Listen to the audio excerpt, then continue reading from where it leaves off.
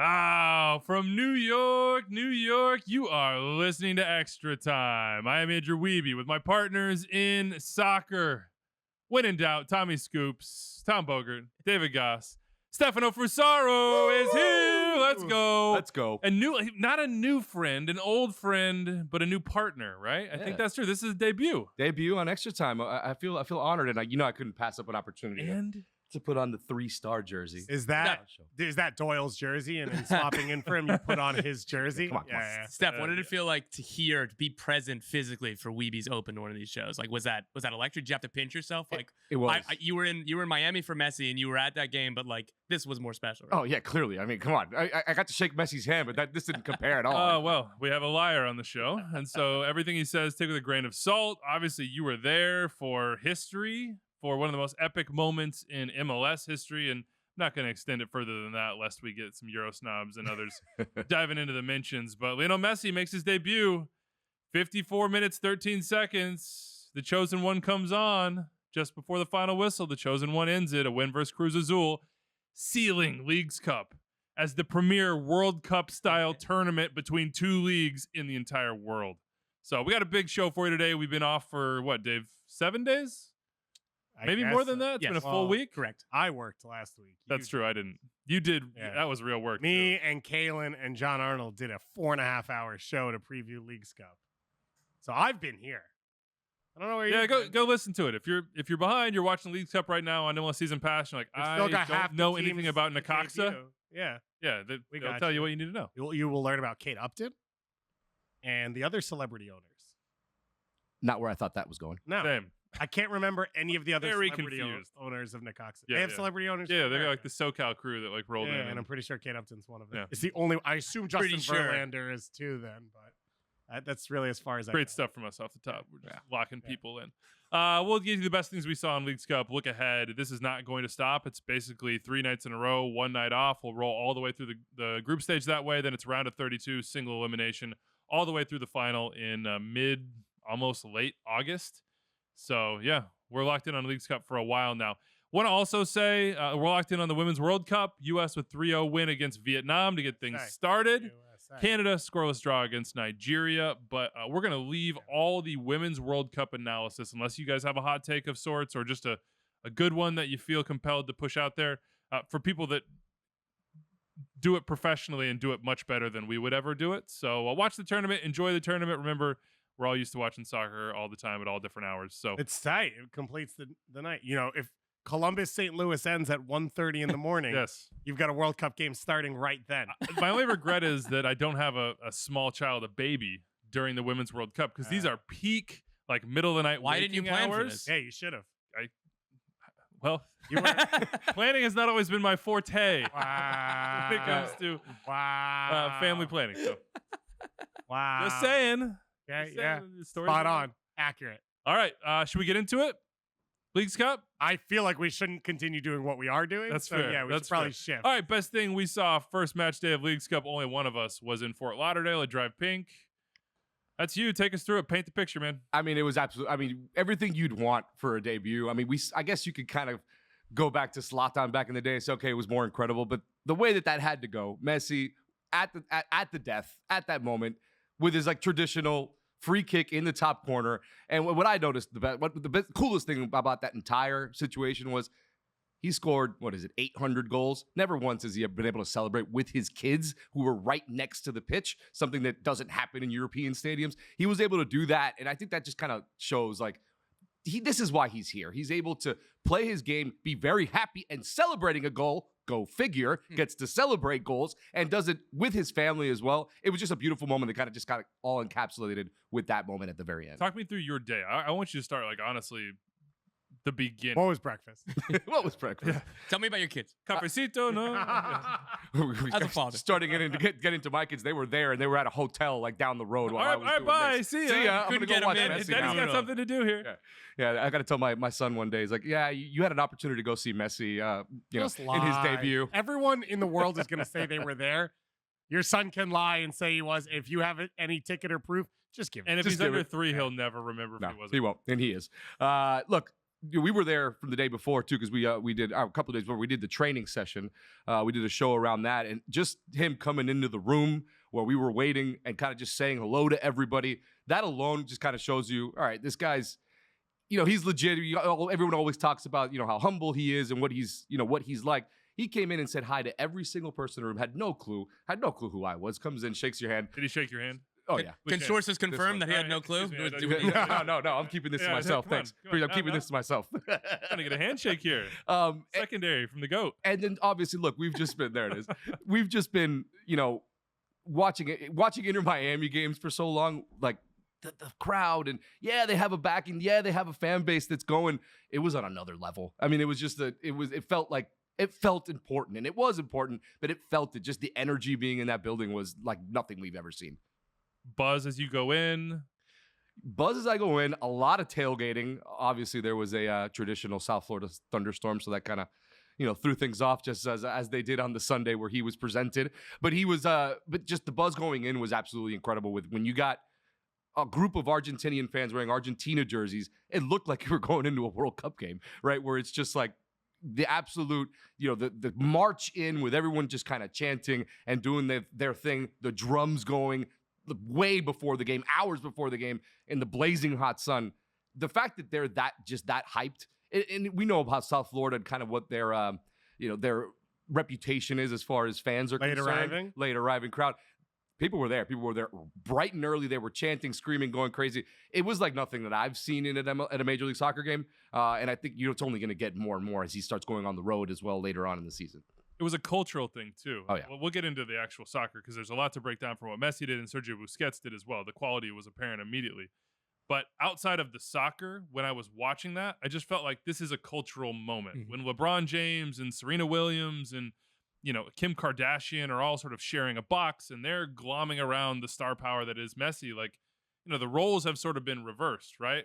Normally, they're the ones with the pack, with the people, with everybody trying to get pictures or a selfie or, hey, you're the star of the show. We're interviewing you about you. What are you going to do in this NBA Finals game? Like, what is your new brand? Like, you're the greatest of all time, Serena. You did it again in a major. But to see them sort of have it flipped and be truly the fans was interesting to me. And then for Messi to always deliver, you knew, Dave, when he stood over it on that left side, with the left corner there, 1-1, final kick. There's a reason everybody whips out their phones. There's a reason everybody, believes in this guy as if not the greatest of all time, certainly the best of our era. He just keeps on delivering over and over and over and over. But we hadn't seen it in this way with this team, right? And so, he's taking a month off. He obviously just won a World Cup. I don't think there's a question mark on his quality. I think there's a question mark on how will this whole thing work and react? Yeah. And so to see it off the bat and be like, oh, okay, yeah. And you talk about the cultural moment, not everyone always comes back if you don't get the delivery right at the start. And so this was we always make the joke snowing at the first ever Winter Classic of this was the thing you wanted and it happened. And so to have that moment, now you're going to have all those people come back and say, this was the best day ever. This was one of the best events I've ever been to. And I think just, it's one of those funny things just to watch it. They kept showing him on the bench and him engaged with the game and talking to Josef Martinez about the game and the team. And obviously the comments about Ian Frey after and how aware he was of everything that's now going on in his new team that he's had only a couple days to be around.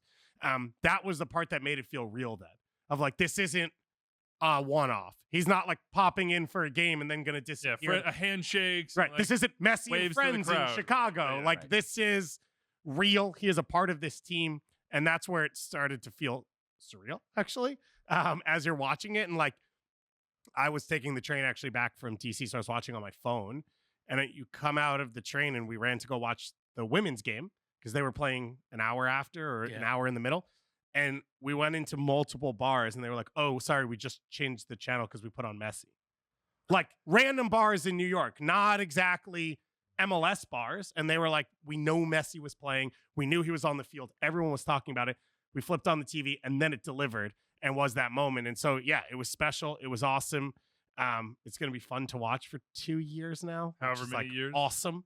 I mean, every game is a blessing. Every moment is an opportunity for him to do something special and just just a joy.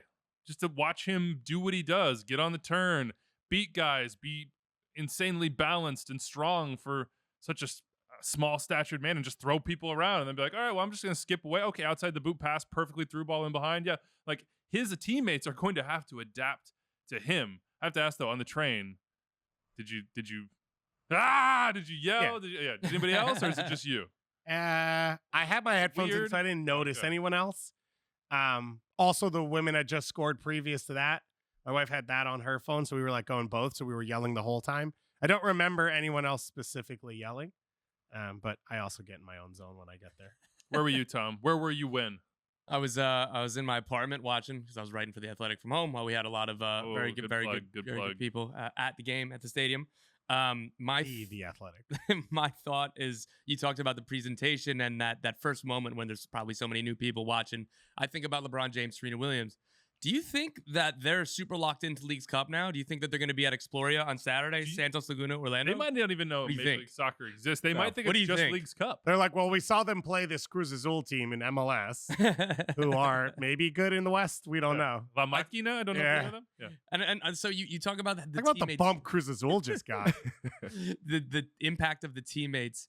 It was funny, man. Like the first few minutes, it was really like every player was like trapped it in front of him, looked up, where's Messi? It wasn't Yeah. like touch and dribble. It was like his first play, the overlap with Yedlin. I could not believe that two defenders went with Yedlin when he was clearly just waiting for Messi to run around him and roll him the ball. It was like, you could tell that the Miami players like, Messi's on the field, like here, which is a phenomenal game plan. Like, let me be the first to This say was Red Bulls did this with Henry. that. Yeah. You'd watch games and it would just be like touch, pick up your head, find Henry, Yeah. which can be detrimental at some point. Oh my God. Yeah. But for the most part, it'll work out. Yeah, but like it was because it seemed so obvious that it wasn't like touch on the run and within the flow of the game. It was like touch, stop, look up. Yeah. And Where's, like, where's Messi? and then it kind of swung back the other way. There's a few times where he found a couple pockets of space where like they went, oh right, that's right, we can just play our normal games and there's Messi over there. It's like no, like you still need to be looking for him, just maybe not every single touch. So I don't know. Like it's funny to like watch him just like, dude, he was playing with all these MLS guys that we've been following all year, whatever. Like this team that's been in last place, and 2 weeks ago. You didn't have Lionel Messi as a teammate. And now, like, DeAndre Yedlin. Was Yedlin captain that he handed the armband to Messi when he came on? Correct. And- And so Messi, Tata Martino confirmed today he is going to be the captain of this team. So it's like one of those where it's like, Did he hand it to him, or did he get on one knee? yeah. Hold it to the heavens. Did he propose? But it's like, I've watched Knight him. DeAndre Yedlin play soccer since he played at Akron. And so to watch him be on the That's field tight. and be like, Messi, you can be captain. Good flex. You're like, where am I? Yeah. In our ears, Right? Like in our ears, Honors is like Seattle Sounders, homegrown Yeah, but academy. But when you bring up Tigres, Sorry, Anders, I what didn't is one sound of the like you at first all. memories about Tigres not that CCL game with like Jimmy Traore's goal?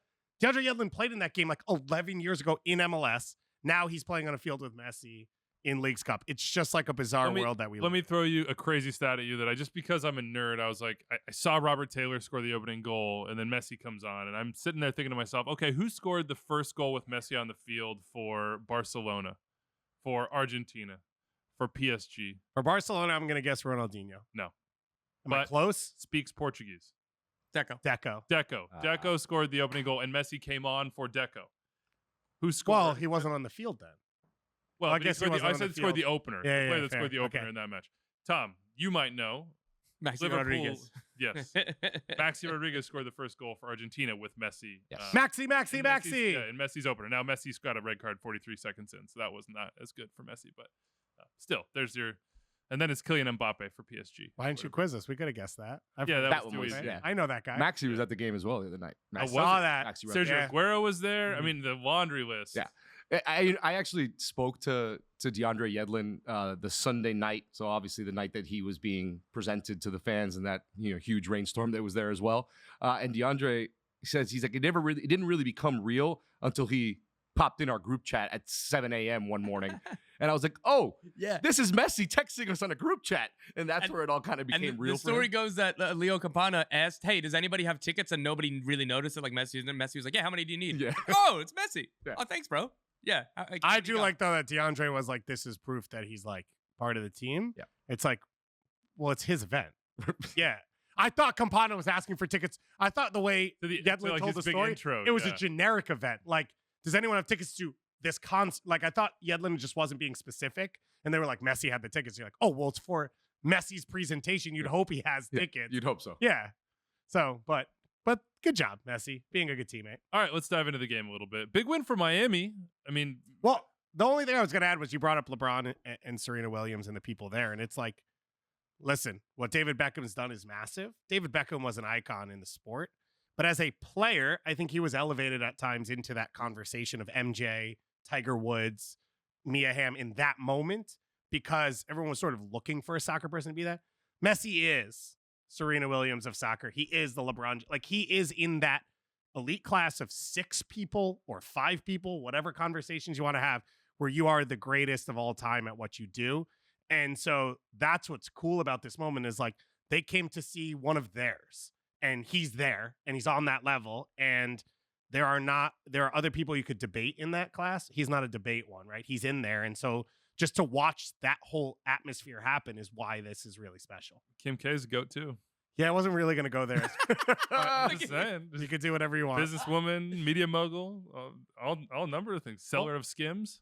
Cool. Just throwing it out there. Financially, she's definitely up there. Yeah. Tell me what you saw on the field from Messi in Miami, and in particular, let's bring Sergio Busquets in. So, and that's actually what I wanted to go because Tom, you were mentioning how just so many of these Inter Miami players would, receive and look up. Look, where's Messi? Where's Messi? Somebody who didn't have to do that was Busquets. He got so many times where he received and he didn't even need to look where Messi was, and he'd shoot that pass straight, whether it was a through ball, whether it was right to his feet, 2 or 3 times at least. It was almost like it was playing again in Barcelona. It was that that connection that they had back then. Seeing it again, and I think that's where you're going to see more of these Inter Miami players be able to have that luxury the more time that they get with him. Obviously, maybe not to the level that Busquets did it, but I think that was huge because that'll provide that connection from midfield to Messi where he wants to receive the ball to then do his magic. So I thought that was key for them. I thought it was pretty incredible how much space and time Sergio Busquets had against Cruz Azul, and I don't know if that was just would seem to me, and I'm not a professional soccer player, but if I see Sergio Busquets come on the field and Messi's there too, I'm like, well, I probably should keep Sergio Busquets from being able to receive and face. Make it hard. Yeah. I think what you saw, though, was it was 2 teams for Miami. And so I think Cruz Azul struggled to react to, like, we're possessing the ball, we're dominating the game, to they're possessing the ball. And so I think they didn't close down in a way in which it wasn't the way the game was flowing. Those 2 changes happened. Now instantly they can't get the ball off their foot. And so that was sort of the shift. And that's the shift we're going to see, which is like Miami's not a high possession team that dominates games in MLS. They have now become that. Now they are. And they need to. It's one of the convos that's happened with, like, obviously you understand why Busquets is coming in. He's close with Messi. This is a unique challenge he's taking on. He wants to be around him. He is one of the greats of all time at what he does, but he has only played in one system. MLS doesn't really seem to fit that. So if you're Miami, you need to have the ball because if the game is transitional and being chased, Busquets loses his value to your team. Mm-hmm. This was a good first example of, like, Miami, at least against Cruz Azul, who are not right now of the level that Inter Miami wants to say they'll be at. But at least in this game, and I think Atlanta will be really interesting as well because Atlanta's another team who has not been able to put their foot on the ball and dominate the way they think they can. At least in this game, they showed they could. And that's the key is, like, you need to be able to play in possession. You need to be able to one that dictates the game so that Messi doesn't have to press and that you don't have to go and find the ball. And once you do that, these guys are clearly good enough to tear things apart. Yeah, and for me, like, looking at what does this mean going forward for this team, and again, this was Tata Martino's second game as manager, so every decision is going to be kind of granularly analyzed, and it's going to be, where did Messi come in on the field? Like, he was, nominally the right winger in a 4-3-3, but we all know he's going to be playing free. He's going to go do whatever you want. But I was thinking about the rotations and where things, when he drifted inside, it's Yedlin that's taking up the space. And if they lost the ball when Yedlin was forward, it's Dixon Arroyo kind of sliding out, or maybe Sergio Busquets kind of to that flank. So I'm very curious. Dixon got a talking to at some point. He messed something up. Oh, yeah. And Busquets was like, come here. Yeah. But and you're like, man. Where I'm looking to for this team, like, Gregory's going to be back, I believe, in August. He's ahead of schedule from what I've heard. I don't know exactly a date, but whatever. He's on the Leagues Cup roster, which was a surprise to many people, and it aligned with what I was being told, that he's ahead of the original timeline, which is awesome. So thinking about this team at full strength, and it's Busquets kind of anchoring, and then when you can have Gregory on one side and Dixon Arroyo or whoever else is the other one. So Don't disrespect David Ruiz. David Ruiz, and and those two players who are going to cover a lot of ground, win a lot of duels. This could work really well. And if Facundo Farias comes in, he's probably left wing. Steph, you know his game better than I do. Yeah, left winger probably, right? Yeah, he's going to play more on that left wing. I mean, you also have to mention that Mota's training again too, so he that's could right. be back as well. So but so he's behind Gregory. I know that, but that's a good point. Their strongest 11 with Busquets, Gregory, and Mota. That's a really strong midfield. Yeah. And then particularly with Mota and Gregory being able to cover ground when Messi goes inside and Yedlin has to get forward. Like, it works really well. This was a team that we were talking all season, like all of the holes, all of these problems, all these issues. Oh, even when Messi comes, what's it going to look like? And we saw it for 35 minutes, and we're thinking about these players that are coming in and coming back. It's like, oh, wow, this makes a lot of sense. It is dependent on them coming back. Because I do think we, in fairness, said the build made sense, but you lost your two center mids. Like, again, Kamal Miller, international center back, Christoph, international center back, Yedlin, Calendar, all of that made sense. Finishers up top.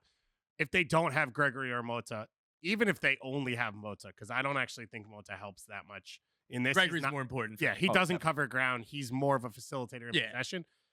If they don't have Gregory, there are still holes. Oh, for sure. In midfield, but I don't know. Like, we were on the show again when like after Messi signaled his intent to come and before he signed. Like, those were a few long weeks on the field for Miami. They were very, very bad. And we were all like, wow, like, what? How does this fix? Like, it's tough. He's the greatest player of all time. And Busquets is still really good, too. But, like, there's so many holes. There's so many problems. And then for 35 minutes, it's like, oh, this is probably going to work. It's going to be okay. When you look at an MLS roster and the way the salary cap works and the way things work, like, even when you look at Reynoso come back, who we'll talk about, even when you talk about, like, Bryce Duke coming into Montreal, it's like, you can't really miss. You can't really have holes. Miami has played a whole year with, like, it ended up being 3 holes, 4 if you add Pizarro, which is like, that's where we get into this ridiculous thing of like, yeah, they're second to worst or worst in the league because they're playing with one hand behind their back. You bring Messi and you bring Busquets in, potentially Chilean center forward Luis Suarez.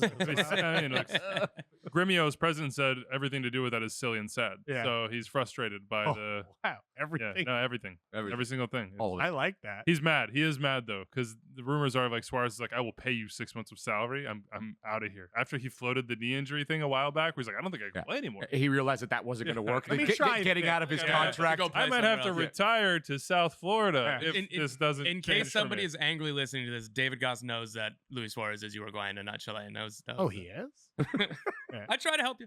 Listen, just a bit. I'm a New Yorker, so I only read the highest level. He's a man of culture. Yeah, exactly. He's a man of culture. Someone draw me a cartoon about this, and I will read it. Exactly. There you go. Diego Gomez, another signing, Paraguayan. It's like, so that one's Tata rolled in is like, hey, I'm going to need, here's the guys I need, all right? Yeah. Let's figure this out. Go get them. And the roster explanation there is that's why Leo Campana is the third DP. He's a young DP. Diego Gomez is a U22 initiative signing. Farias, if he comes in, it will be a U22 initiative signing. Jorge Mas said that the terms were agreed to.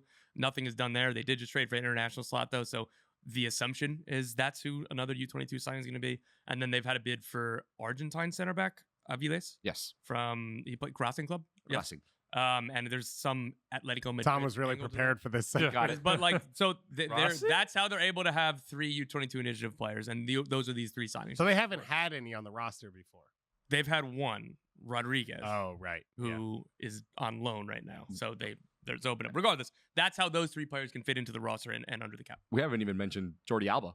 Yeah. Who's on his way as well. True. So that's another. Man, Noah Allen still battling uphill. Still tough for Allen. Yeah. Great performance from Noah Allen, by the way, off the bench because of Ian Frey's injury, which sucked. But yeah, Jordi Alba will be good at soccer as well with these players. Good take, us. Just to finish the Ian Frey conversation, because I know you mentioned it, Stefano, but I can't believe that Lionel Messi in his first match, after scoring that goal, after having that moment, after paying off these months and years really of decision making, of weighing his future, decides to call out Ian Frey. Like, I know it's the right thing to do. It's like a beautiful thing to do. And when Messi does it, you're sort of like, oh, I'm both surprised but not surprised. Mm-hmm. But it was one of those things where it's like, yes, he's in there, man. He's locked in. And not just like the big picture things swirling around, but the minutia surrounding him. And he even he knew about his story. Like he knew, he's like, he said it in the post-game interview with Antonella, our reporter down there. And he said, he's like, yeah, obviously we pray for Ian, who who's had to deal with this a few times before. So it's not like just like, oh, he got injured. No, like he actually already knew his story. I mean, he's been around. I mean, that's cool. I mean, That's cool. you could talk about, okay, yeah, we're Messi supporters. We're, I'm always going to back him. Us? Only one of us. I'm wearing a Colorado Rapids jersey. I guess, but- fine. We could say that all we want, but that's cool when you get literally the Chilean GOAT of this Yeah. sport, the GOAT of this sport, knowing those Yeah. things in his first week on the job here. It's pretty cool. It's one of the interesting things about this experience for Messi, which is like, how do I word this correctly? There are people in Messi's sphere who are obviously passionate about the sport they play, but have focused on other things at times. Right. Messi's never been that person. And so you go to a moment where you're like, this is the thing. He said it at the presentation last week. He was like, I can't wait to train. Right. Like he, as big a deal as he is because of his stature, he has not really played that up through his career. He has always focused on the sport, where other people maybe in that realm have focused on other things and the sport. No question. And so I think that was one of those moments where you're like, Messi's here to play. He's going to be here to play. And it was the same with Beckham and Schweinsteiger and all these guys, right? Where it's like Zlatan, once they came in, Zlatan's watching tape and being like, Tyler Miller likes to play off his line, which ruined Tyler Miller at this point. I never even thought of that until just now. Kevin, protect the space behind me, okay? Protect the space, Kevin. And like Although his Efra Alvarez takes are getting a little Tough. We pray that those pay off. Yeah. But like, you remember when we did stuff with Schweinsteiger at All-Star and when he was on Chicago and he was like, this is where we think we can go. And he's talking about other MLS teams. You're like, if that's what they're passionate about and they take it seriously, then that's one of the really cool parts about this is like, this is now a whole world that Messi's going to dive into. And, he comes on for Kromoski. Like, that's a whole nother thing. Binha? Oof. Amazing. Don't even get me started. Poetry. Buzzing. Argentine, U20 International. Yeah. Benjamin Kromoski. And now Passing the Argentine torch. full international. Yeah, passing the torch Lionel Messi, to two of Leo. them. Yeah. Should Messi start against Atlanta? Will he start against Atlanta on Tuesday, 7:30 p.m. Eastern? I know you know MLS Season Pass, Apple TV, full hour pregame show. I really in Fort wish Lauderdale. Tom Bogert, legend, Franco Ibarra was still there, so it would be a Santi Sosa, Franco Ibarra midfield for Messi to play against. Because he'd only have to play 25 minutes then. Whether it's off the bench or from the start. Who's It gonna wouldn't be? matter. He would tear that midfield. What, Sadic or what? Tata, Yeah. Well, Mar's working. Yeah. Tata already indicated that he's likely to start, and Busquets as well. How did he indicate that? He said it at a press conference today. I was just wondering, like smoke from a chimney. It's like if it's black smoke, he's not starting. Like a pope or what? Just checking Said it. it at a press conference. Cool. Yeah. That I makes think more sense. Fabrizio Romano tweeted it out, following it up. That's super. I mean, Almost correct. Winfoot. You know what? Tom said it. I'm not questioning it. But if Fabricio says it, that is absolute gospel. Is that good friends, pals? Is that the right move to start him this early? I mean, yeah, because even if you only want to play him 60 minutes, you play him off the bat. I just feel like he played. he showed that he 35. played 35 minutes and he showed that he was just fine. Maybe not to play 90, but if you're going to play him 60 minutes, you got to start him. Are you sure he earned his starting spot last game? That's kind of what I'm worried about. Was this too much, too fast? You gotta bring down his ego, right? Like, No, don't bring. What down about the Robbie ego at Robinson? all. Hey, poor Robbie Robinson. Chilean international. Robbie Oh my Robinson. gosh, we're just. And we come full Are you talking to Domino. Robbie Robinson had domino. quite the moment in that when that he match. threw up. Oh yeah. Yeah, that seemed tough. Oh, I was That between seemed the tough. between the yak or the beautiful diagonal ball to Taylor. Like, Yeah. Well, everyone's Of course remembering. it's there. Yeah. We'll remember the other one. So on former. Messi, I would just say it's slightly short rest Friday to Tuesday, but with the way the tournament's set up for Inter Miami, they then have a massive rest. Even most likely they're going to go through with the way the groups are with 3 teams and already winning. So like you have a lot of time after that. So I think you want to play him at least 45 minutes. You do it from the start just because that way it gives you the window where if he feels good and wants to play another 10, 15 minutes, you can keep him I in. could not imagine a scenario in which he comes out at halftime. I could not imagine. He also, he absolutely hates to come out of any game. Yeah. But you're right about the fact that if you want to kind of try to solidify that, right? Because if you could kind of move the game to the point where, all right, we have maybe a point in the bag, a draw in the bag. That's it. That's all they need to go through. No draws. So can I? Well, you know what? They get the point before the Don't listen to in Tara. regulation. 2 points for a penalty shootout win, 1 World point Cup. for a loss. In this World Cup style Yes, tournament, correct. there are no. Can I just throw it out there, as the folks that listen to the show know that, just know us. Potentially Derek Etienne and Caleb Wiley on that left wing to defend and match up against Lionel Messi. Yeah, Messi's not really going to play on the wing. I don't really. Yeah, I'm just saying, but just if you're looking across the kickoff at least. I mean, You come inside. I would assume Messi's watching tape on Brooks London movement right now and be like, how do we slow him down? Does Ozzy Alonso get a piece here? Oh God, if Ozzy plays in this one. At this point. throwing out storylines. Tata against Gonzalo Pineda. Well, I assume for Atlanta that we actually still don't really understand. Their new teammate signing. Yeah. Yeah. You got his visa, right? We'll probably start in this one. So it helps solidify he's things. fit. Miles Robinson's back, which will be massive for them as well. These are two teams now that have leaked goals and have arguably the two best attacking players in the league on the field. Like, this is going to be exactly what you want right now, which is just pure entertainment. Tyler Wolf, Messi. Yep.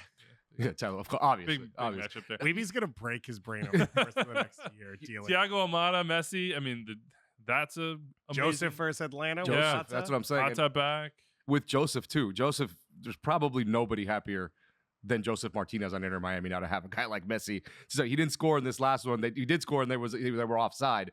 But I don't think anyone's happier than Josef playing against his former team now, doing it with Tata on his bench, and having a guy named Messi on the pitch to just kind of serve up a couple of opportunities for him. I'm trying to think of what celebrations or lack thereof he would have planned if he scores against Atlanta in Atlanta. Celebrate. Does he know exactly where the front office members' boxes are? Like, is it going to be like a death stare up there? Like, what's going to go on here? I'm very curious. He definitely got quickly into the he's gonna walk around with Messi and Busquets and yeah. be like us. Yeah, smart guy. There's Cool guys. big That's smart. Joseph Yeah, energy cool of guys. us? Yeah, That's how I got on the So, show, yeah. actually. I just kept following around Doyle, Weeby, and Goss, and then all of a sudden I was in the us, chair. the ETR hosts? Yeah, we'll come. We'll Yeah. Honors will be Tom's there with in a us. minute. Tom's with us. Don't worry about it. Don't worry about it. Yeah. You can't buy him out. It's funny. I spoke to Joseph as well during that whole thing, and he actually said too, which I thought was kind of funny, but also I get it. He was basically said, he's like, yeah, Messi's here and we're all happy, but I'm really happy to take Messi under my wing to show him the MLS ropes. yeah. He legit said just like that. He I he looked at him. believes that 1,000%. No question. And then that training session, who does he walk out with Leo? And he's talking, just chatting away. He's like, this is how we play against Atlanta United. here, Against I'll show the new guy around. Hello, everybody. This is Lino. This is our friend.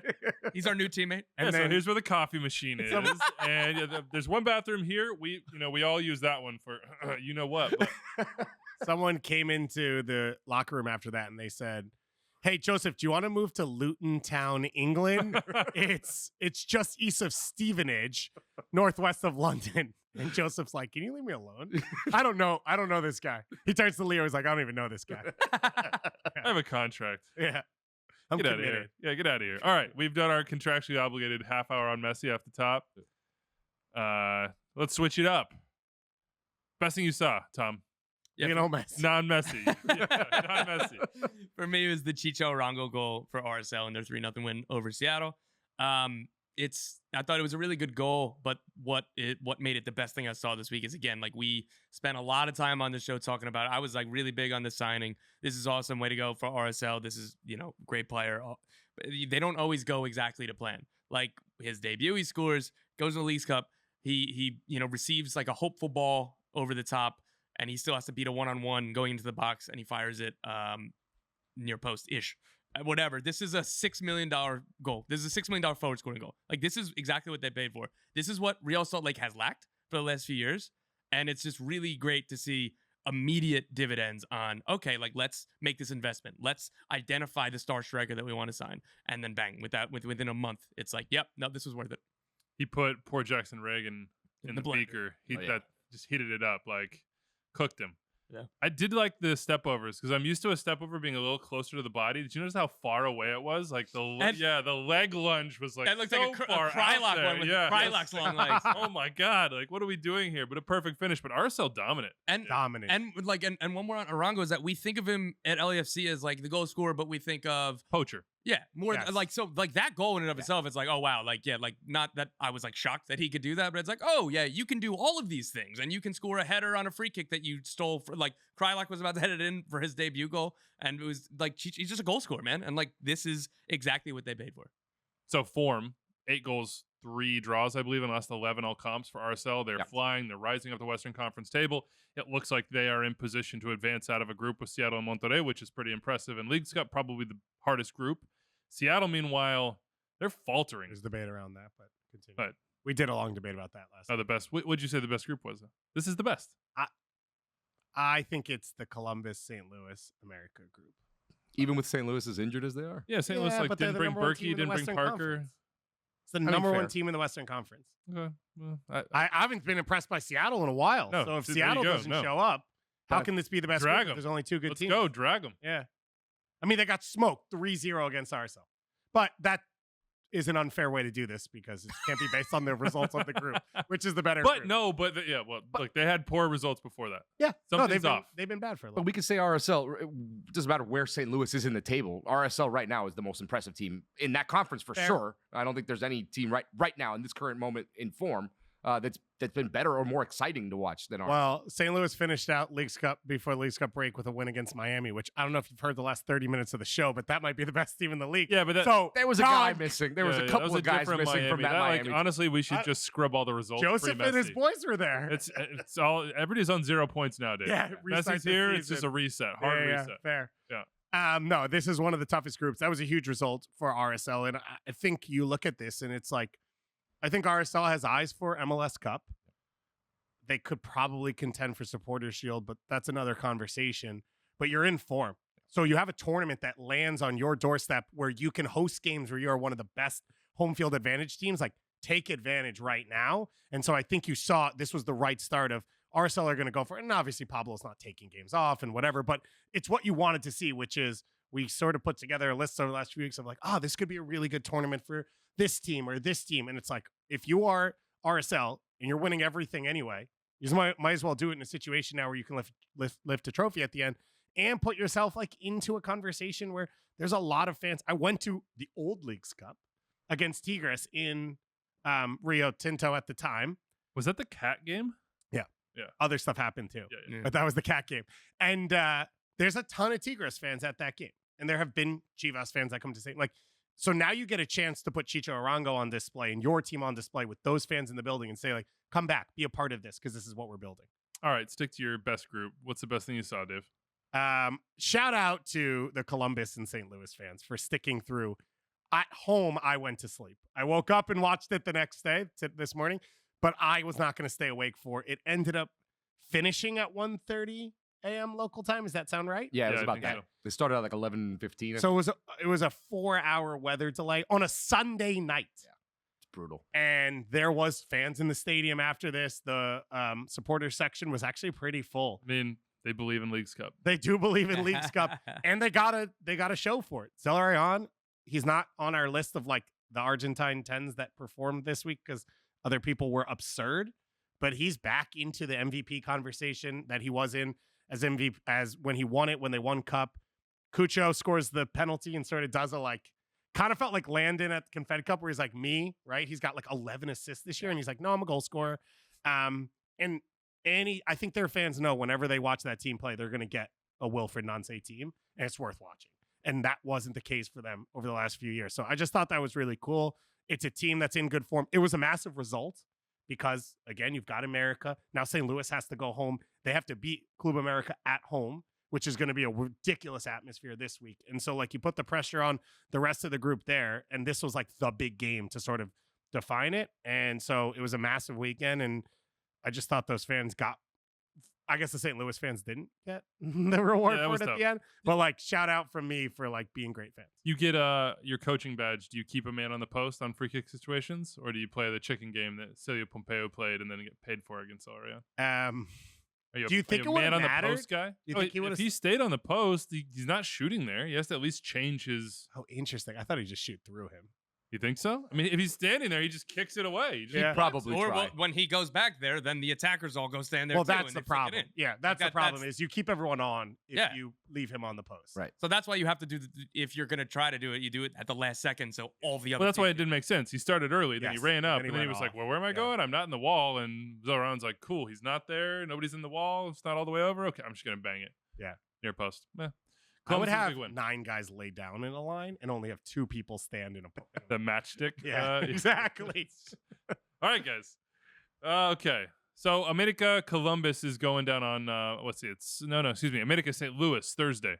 10 p.m. Eastern. So that's a big one coming up. And we'll talk more about RSL Monterrey in just a second. As for me, best thing I saw, and also honestly the worst thing I saw, 38 penalty kicks in a shootout between the Whitecaps and Club Leon. It just would not stop. It just, my God, end it, I thought.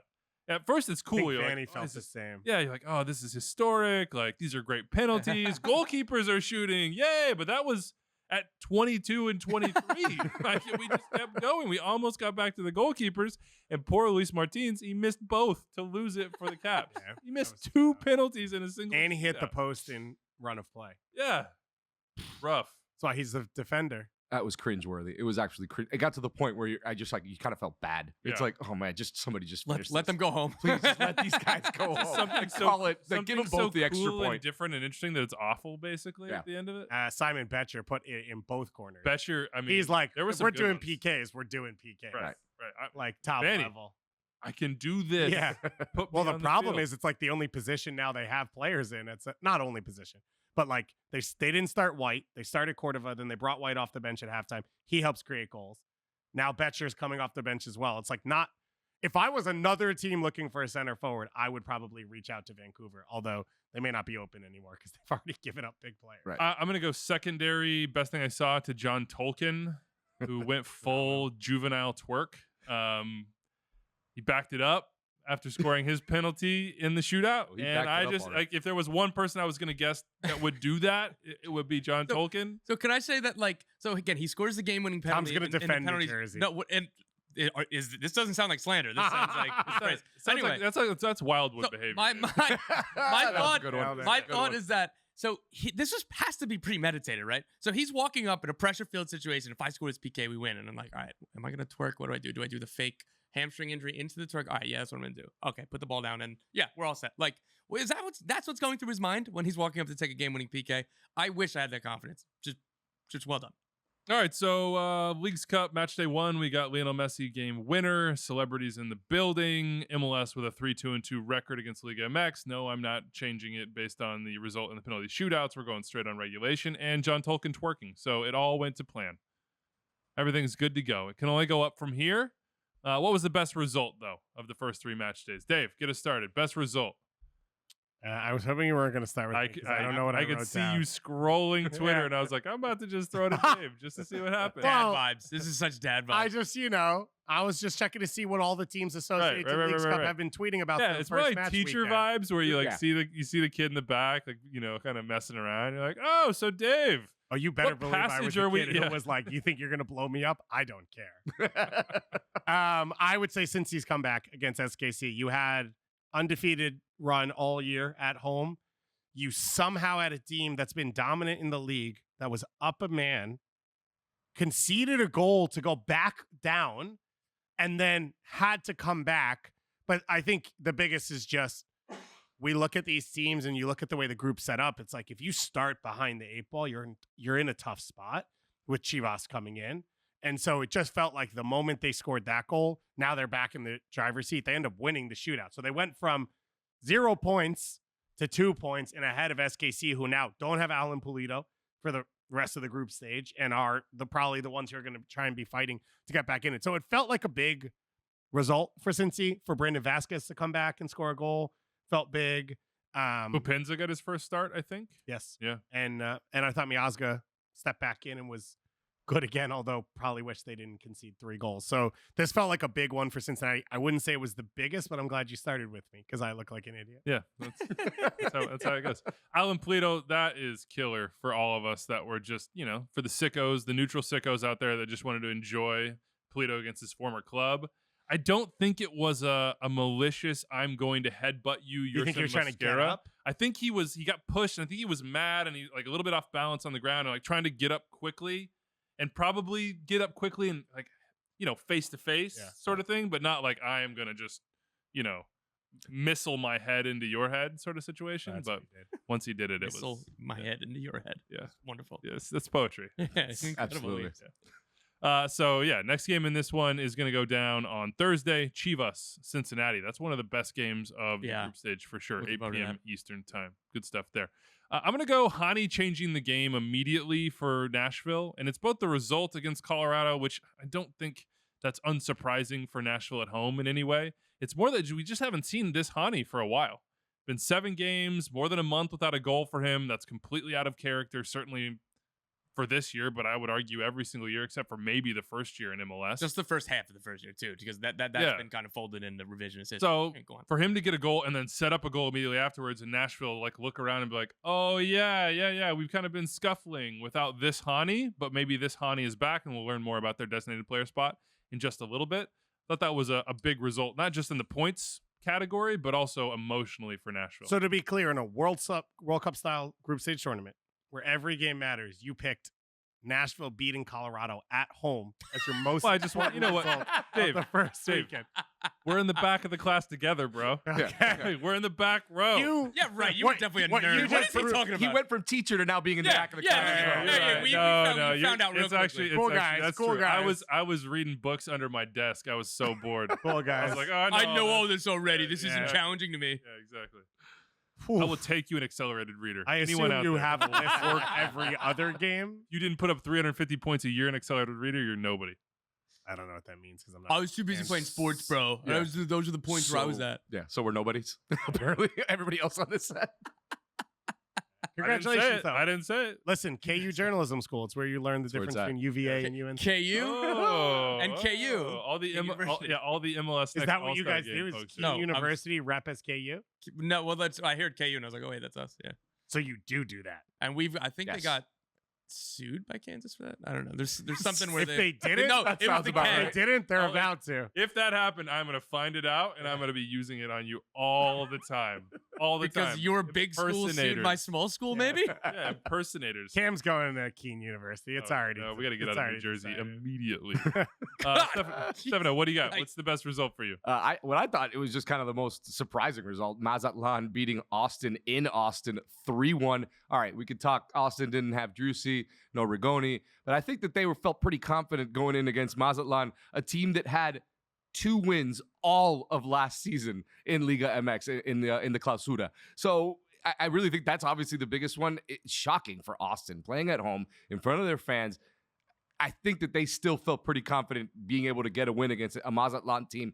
They came in just like, hey, let's go play. And they just got run out of Q2 Stadium. And now they're obviously backs against the wall, maybe not qualifying in the next round. In fairness, that Mazatlán team last season didn't have Luis Amaria. I was gonna say the That's ghost the of guy. MLS past Josue Coleman and Luis Josue Amaria as well. Yeah. Josue scored. had not- Amaria assist. He had not scored Jose Coleman for Mazatlán in I think 35, 40 and games. Ake Lobo was on the bench. I cannot believe he didn't come on and score. Unbelievable. He's healthy. I thought he got hurt. I thought he was still hurt too, and then I just checked the bench. He was there.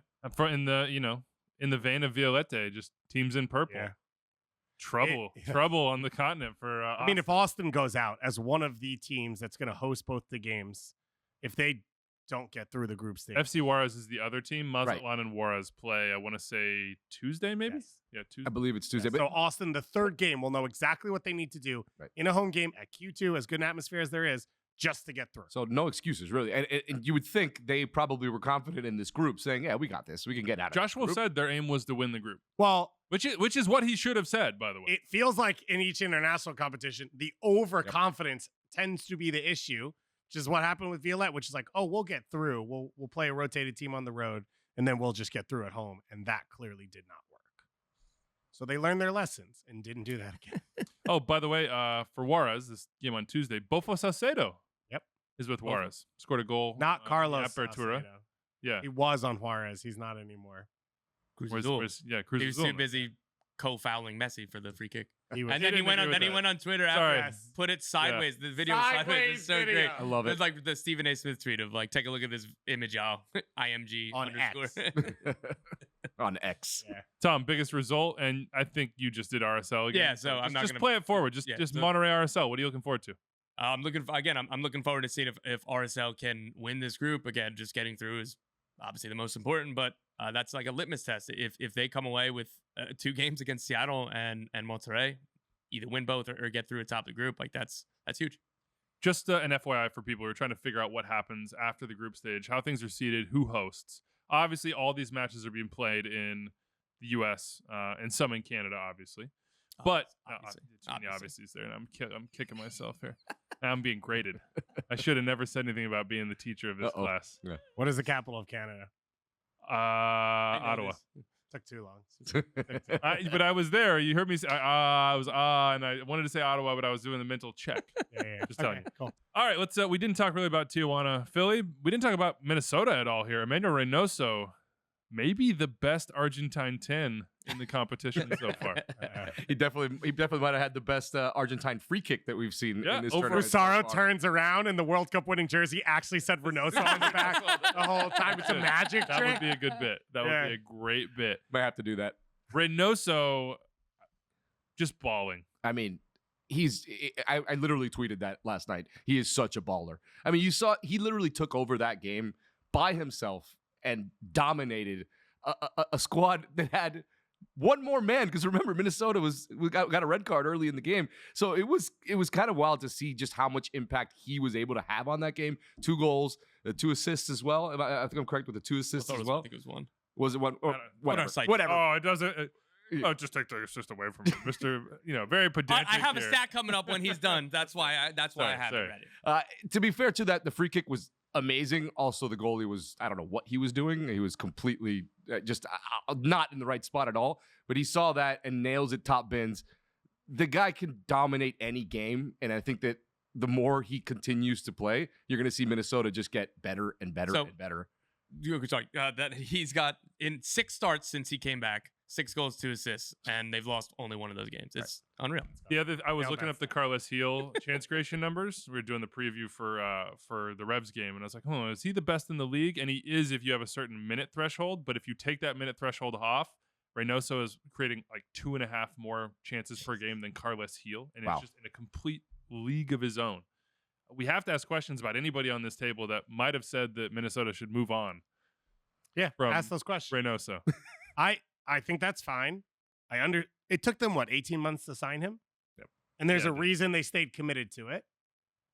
If something happens again, which isn't outside the realm of possibility, I don't wish it on anyone, but he disappeared for 6 months. You stay in the marriage for the kids, Dave. I don't even want to. I'm not even going to venture down any of this road. What I will say about this, I will continue on by ignoring you. One, I mean, he was unplayable in a way. You talked about what he can do, where with great players, you kind of have the decision of do we play off and try and stop everything, or do we play really tight to try and deny possession? Puebla played off him because they couldn't get near him. And that's when you know you've broken a team. And this is sort of one of the fascinating things to me about Leagues Cup, which is we've seen MLS teams play Liga MX teams forever. We've only seen it at the top of you won last year, you're playing last tournament's champion. This is now where we start to say, what does the middle of the leagues look like against each other? And this was an example, I think, of a Puebla team that is in bad form and not one of the strongest versus a Minnesota team that's been in bad form over the course of the year and had a lot of question marks coming into this, and Pookie just got there. And so I think this is the part that's more fascinating to me than St. Louis America, where it's we kind of know how all of that evens up, right? We know the best 11s are pretty even. DPs are probably better than anyone on most Liga MX rosters. And then you get into depth. We've had those conversations. Yeah, but should we use St. Louis America in that example? Why? I mean, because Club America hasn't won a tournament in 5 years? Look at those rosters. Are you saying because Club America has been poor? No, I'm saying because Club America's roster is absurd compared to St. Louis. Haven't won a tournament in 5 years. Fired their coach once again. So I don't know. We should ask. Ask Rich Hernandez about this. Yeah, that's the producer of Instant. I think he would have a take. I think Montreal Pumas is a fun one. Yeah, or San Luis against Red Bulls, right? Even Tijuana Philly for the top of MLS versus more of mid-table. Yeah. All these different sort of measuring sticks. But the Leagues Cup showcase, it was still the biggest names in Liga MX coming and playing against MLS teams, where now you're starting to see what does the rest of the league look like. And I think that's really fascinating to sort of figure out where everything stands and how the two leagues are connected. Bummer from Montreal, by the way. Yeah. Gave that one away. Mm-hmm. That was tough. But you get the 2 points, you're still in the driver's seat. They play DC at home. They're probably fine. It did feel for 80 minutes it worked. Losada has his players now. Bryce Duke playing with high energy, Opoku off of 04 or Toy. It doesn't really matter. It felt like it all sort of fit together for them, which is exciting. But then you giving it. If it's fit better than we've seen from Montreal. They still need more goals from their nines, for whether it's Mason Toy or whether it's 04. I've called a lot of their games. Bryce Duke has really made a huge, absurd the difference he's made in that team playing as a 10. Before we get off of Minnesota, do we have time for a quick Adrian Heath Reynoso story? Do we ever? You're the Kalen Kyle seat. You got this is great. I was perfect. actually it works out, right? I was in the bubble. This is during the pandemic. So we talked about how long they were chasing Reynoso. So this is, what is this, middle of 2020? Yeah. I'm in the bubble. I was there for the. This is when you were doing the live shot in the pool. No, that one not different one. I will do a different one. Yeah, that one was it was actually in a lake and on a swan boat. That's a whole other conversation. Adrian Heath was walking around the property. I had gone out for a walk myself. It was like more in the evening, and I'm wearing a Boca Juniors jersey. I'm a Boca Juniors fan. My whole family is. So I was wearing a Boca Juniors jersey, just hanging out. I see Adrian Heath and me cross paths. He's like, "Hey, how you doing? Hey, Boca. Reynoso? Emmanuel Reynoso?" I'm like, "Yeah, he's a great player." He's like, "Good, because he never answers his phone." And I just start losing it laughing. Adrian Heath is, first of all, just one of the best guys in the league. Love hanging out with, love be able to talk with that guy is great. But he was just so funny because he was since then been chasing this guy and still has to deal with the same issues that he's dealt with Reynoso. And a lot of wrinkles to that story. Just gonna say. Domino on that. For sure. For sure. Yeah. Oh, but a pleasure to watch him. Pookie, how did he look in this game to you guys? He looked fine. He tried to chip the keeper before Reynoso did. Yeah, right before Reynoso did it too. Yeah. Because he just stared at the keeper and tried to chip him, where Reynoso pretends, or I think he actually was going to side foot it and is so quick that he reacts to the keeper going down and then chips him. But Pookie's spacing, you look at what it does for Bongi, you look at what it does for Reynoso.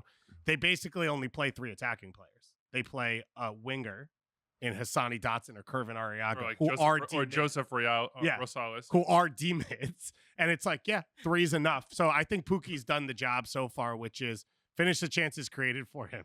I don't know. Just imagining Adrian getting a D-mid out and be giving him sheep's clothing and being like, "You're a winger today. You're a winger, but you're really a wolf." Hungry wolves. Hungry wolves, man. Yeah. Hungry wolves. And it's gonna fit for them. It works. And I would say even in this game, they were not as offensive from the fullback position as they can be, and they still put up 4 goals, 3 of which were playing down a man for 60 minutes because Michael Boxall decided to take a kidney shot on an opposing player 30 minutes into a game. Right. I think you got to hear both sides. That's all I got. You got to hear both sides. I think you could see his reasoning, which was Crown Jewel based, but I don't know that Crown Legacy FC. Crown Legacy. That's what we'll call it. That's top team in the Eastern Conference. You caught me right in the Crown Legacy. Yeah. Man, you guys are broken. You guys can't handle. Steph, this is a normal show. Yeah, we're off the rails. I love it. You guys are not prepared for Messi. You are unprepared. Unserious. Yeah. That's a bit of a messy. We hit those first 30 minutes and everybody else. There's nobody. We have made Weeby cry laughing twice today. We put the counter up, put the cry on the screen. I want to give a congrats to Bongi for hitting double digits, all comps goals on the year. 2 in Leagues Cup, 2 in Open Cup, 6 in the league. What's his last name? Hwane. That was nice. Don't worry about it. Speed. All right. Next 3 match days. Here are the matches we're looking forward to every single match night. 5-6 games. It's been fun so far. Been really fun. I got Galaxy Leon. Galaxy coming in with some momentum with Ricky Puig playing extremely well. Douglas Costa playing like the player we thought they were paying for, or hoped at least that they were paying for. You've been on his train the whole time, right? You never got off. Always, never got off. Yeah, just always locked in. I'm more of a commuter on the Douglas Costa. We need Doyle back so that we could start recycling some takes. I'm off, and then I'm on. It just depends. Depends. NJ Transit, sometimes you have to take a shuttle bus. You never know. You get the Bergen line, you get the main line. Don't know. Rogelio Funes Mori rumors to the Galaxy. Again, did you see that? It was they had him when the Chicharito was signed. They can't sign a DP until the winter anyway, unless they bought out somebody, which would be like they can still do that. I mean, Luis Suarez can come on TAM. Right. I mean, and they have a ban until the end of the transfer window. So they can't sign this player. Correct. Until the winter. And he's still under contract, right? And a loan counts in the ban. Correct. And the only position they sort of have is center forwards. So it would basically make no sense.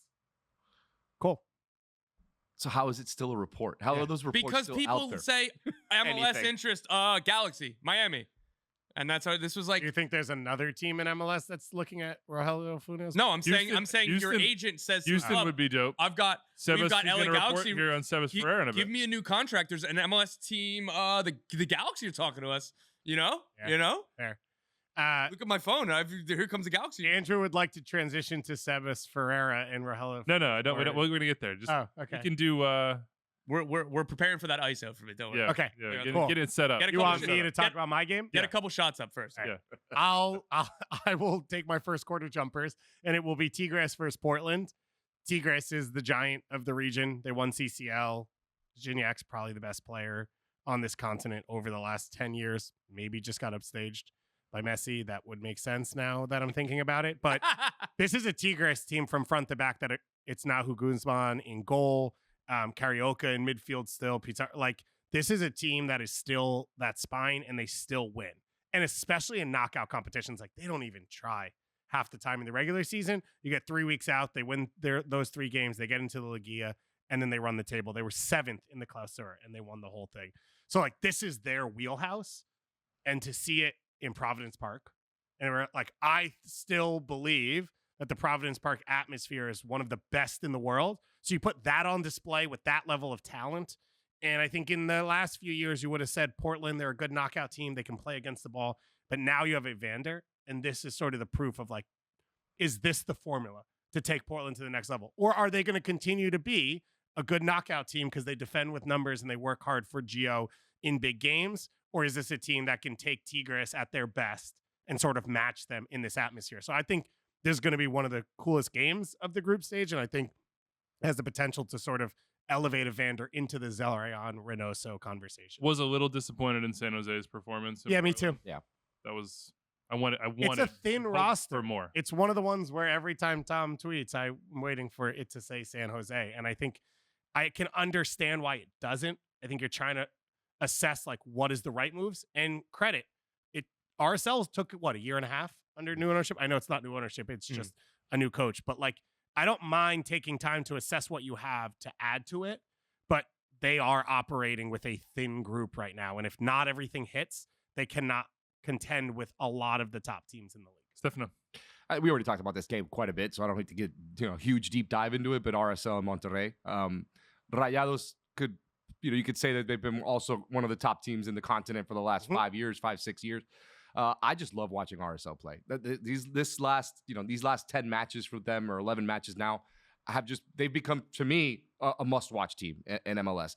Not just Chicho, but Diego Luna's incredible. Just watching him play, what he's doing. Jefferson Savarino's a different player now when you have Chicho and you have Luna doing what they're doing. So for me, it's just, I want to see if RSL, this will be the toughest game that they've had during this stretch, without a doubt. They are playing at home, so you'll have that backing of their fans. But I think that this could potentially be one of the more fun games that we'll watch in this tournament, without doubt. Sergio Canales. That's right. News for Monterrey today. Wild.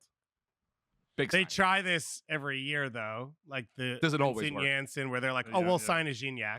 We'll just sign a European player, and then they'll be Gignac, and it has never worked. Like Tovan.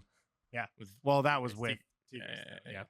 Seems He like should come to MLS. seems like Pablo rested Justin Glad a little bit for this match as well. Just got him a little bit of a blow against Seattle. The smallest club in the group, Anders. So good opportunity just to give him a blow.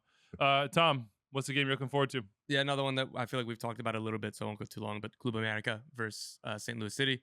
Again, we already said that St. Louis didn't put out their best 11, but I'm done doubting the quality of this roster, their depth, whatever. They seem to just continue to pick up points, continue to be a difficult team to play against, even when they're not winning. So for me, I'm again, they've earned the benefit of the doubt throughout the roster. This is going to be a fun game because St. Louis is one of the best atmospheres. Club America is one of the biggest teams.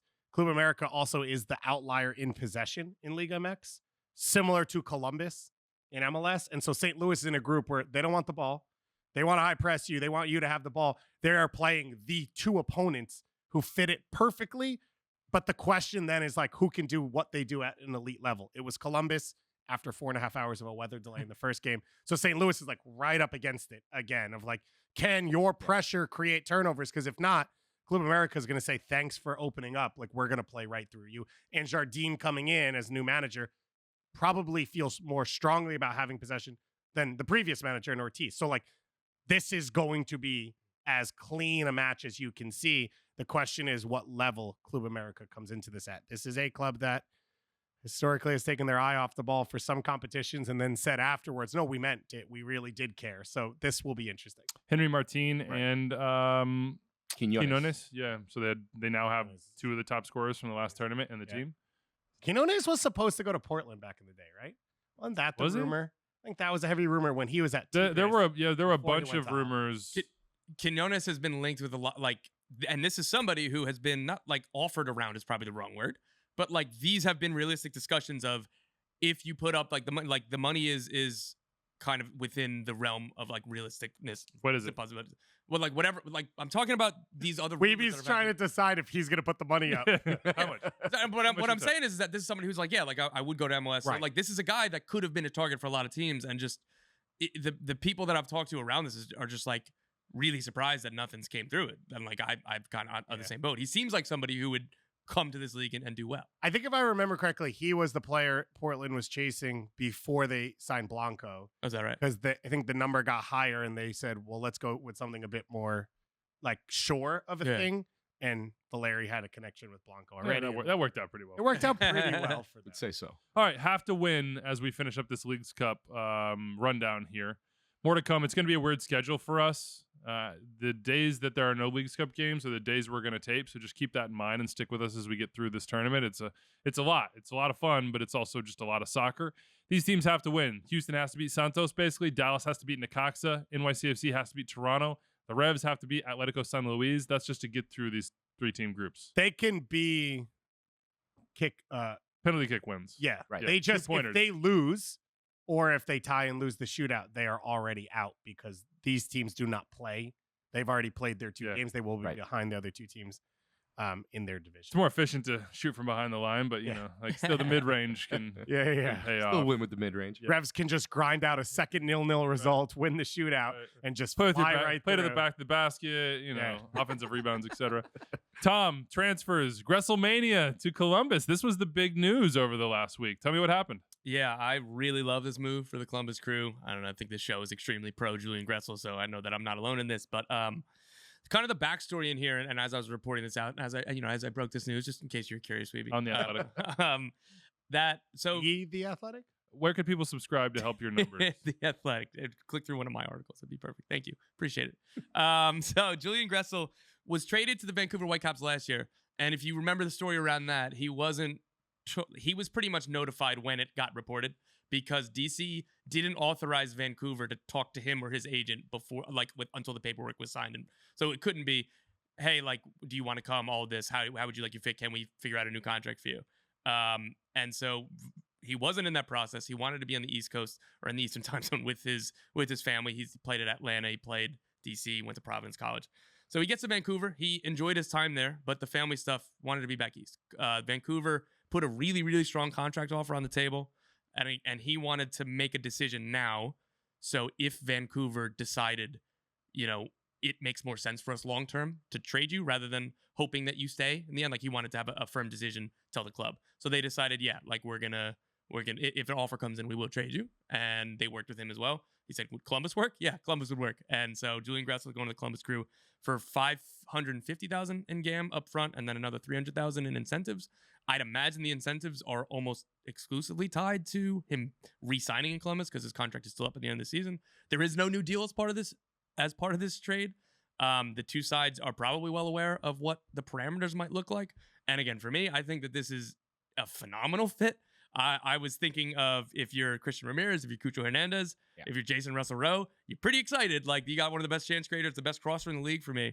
So and playing in a front-footed team with Wilfred Nance, like I can't say enough positive things about the Crew. That with Columbus with Cucho, we were just talking about how he was like all these assist numbers. The assists might start coming down with a guy like Gressel serving. He's gonna stay in the box now. It's like I'll stay right here and wait for these passes to come in to just try to get more goals on his end for sure. I mean, under Nance, with the way they've played, Gressel could play like 5 different. Yep, it's true. That's like not even a joke. Of like he could be one of the 2 forwards. They could go back and play 3 in front. He could play center mid. Like he He could be all over the field for Nancy. Could he even play?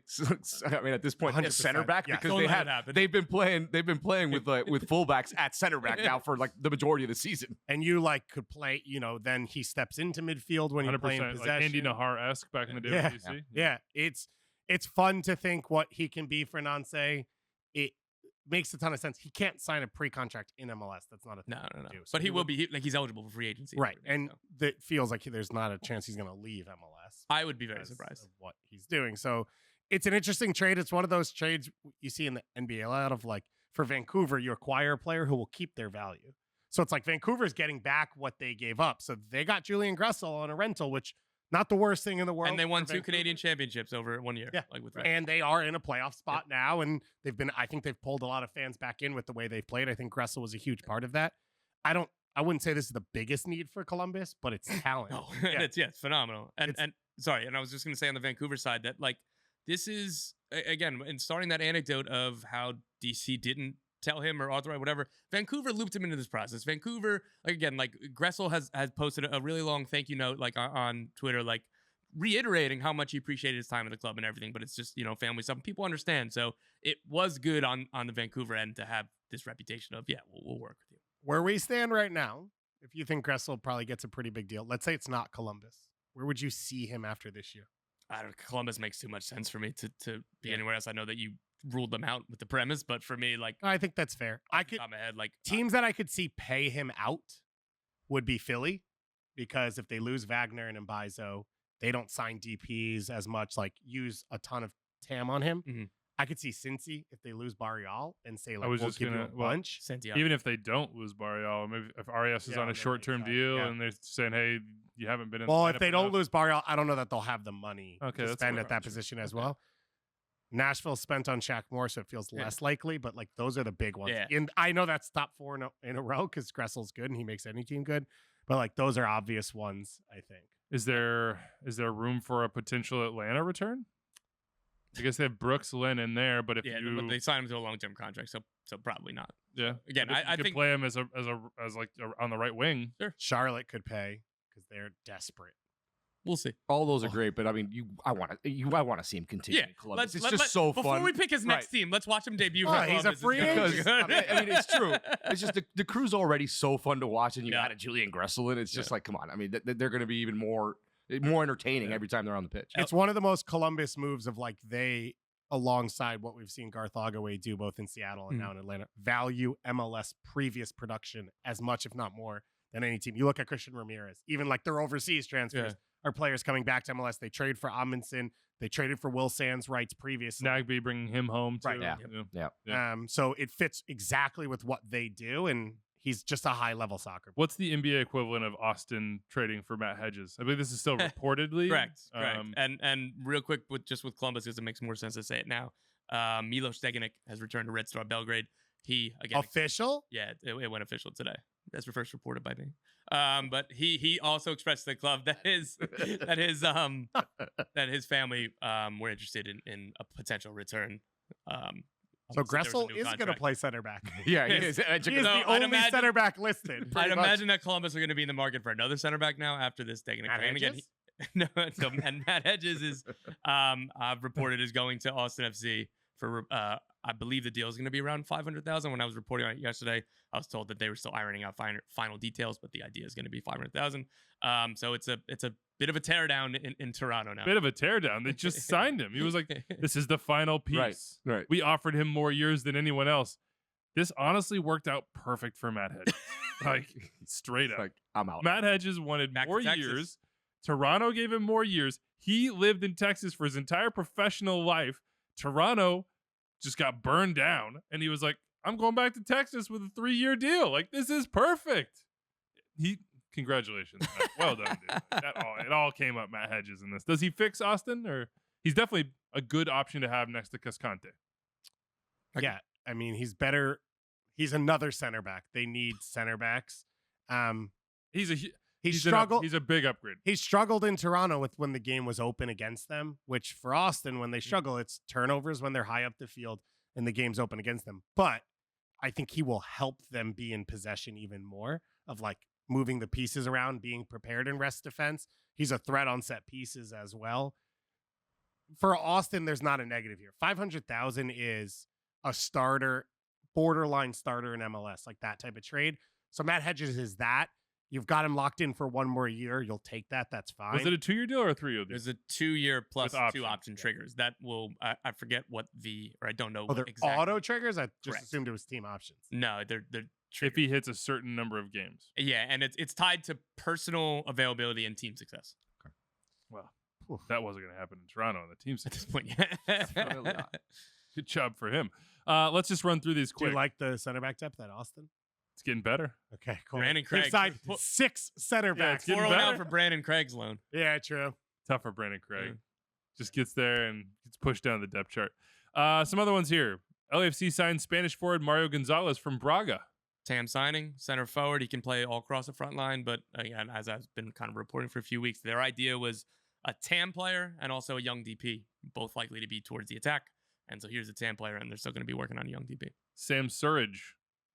We've seen photos of Mike Jacobs back next to someone who looks Mike like Jacobs' Sam Surridge. doppelganger. Yeah, he's doing it the other way. Is this going to happen? What's Yes. going on? Yeah. So my athletic colleague Daniel Taylor reported this from the Nottingham side that Sam Surridge, the deal was agreed, travel. As far as I know, the medical's supposed to be today, or he traveled around this time, so this deal would be imminent as long as everything goes well. Daniel reported it to be a $6.5 million US fee plus add-ons, so a significant outlay for a 25-year-old striker, I believe, from Nottingham. He did well, kind of in the championship. He was like Lewis O'Brien. He didn't really break into Nottingham's Premier League squad, and like same thing with Richie Larea. Now Sam Surridge is the same thing. So he found himself on the outside looking in for playing time, and now he's going to come to Nashville as long as everything Those goes are well. 2 really good MLS players. Not center forwards, which I Or think nor is tougher. $6.5 million, but Yeah. but I don't know. He fits the profile that Gary Smith wants. Proper center forward. He's a big lad, as Gary Smith might Would say.